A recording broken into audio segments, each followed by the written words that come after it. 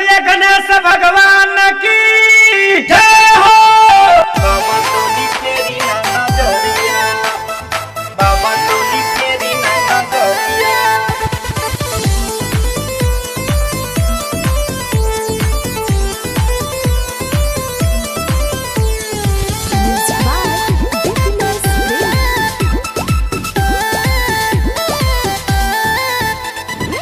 हे बाबा सभा बीच आई आज रउआ हम बोलाई हाथ जोड़ जी।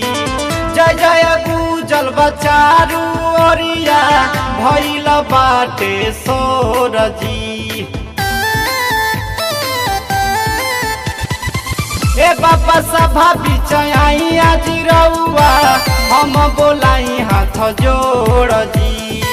जय जय गुजल बचारू ओरिया भइल बाटे सोर जी। देर ना लगाई बाबा जल्दी से आई हमरा नैना से गिरे लगी लोरे। बाबा तनी फेरी ना नजरिया कहतानी हम हाथ जोड़े। बाबा तनी फेरी ना नजरिया कहतानी हम हाथ जोड़े। बाबा तनी फेरी ना नजरिया।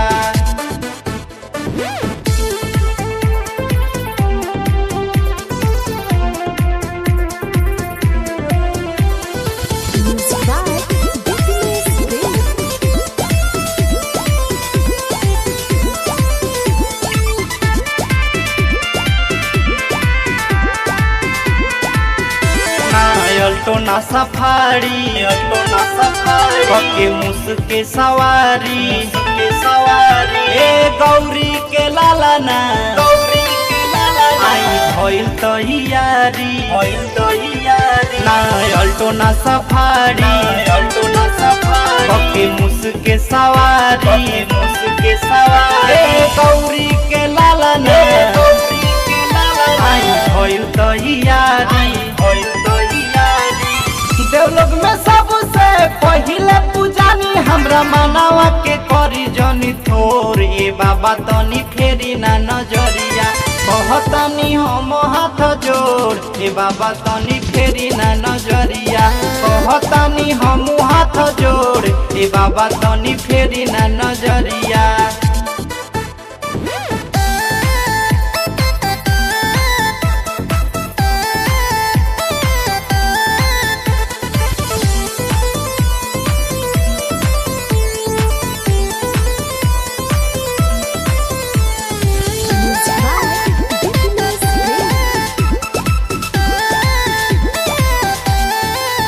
रउआ भागी के विधाता, भागी के विधाता कहे कवि मन धाता, कवि मन धाता पप्पू गोविंद संवरिया, राहुल टेकेले माथा, टेकेले माथा रउआ भागी के विधाता, भागी के विधाता कहे कवि मन धाता, कवि मन धाता पप्पू गोविंद संवरिया, राहुल टेकेले माथा।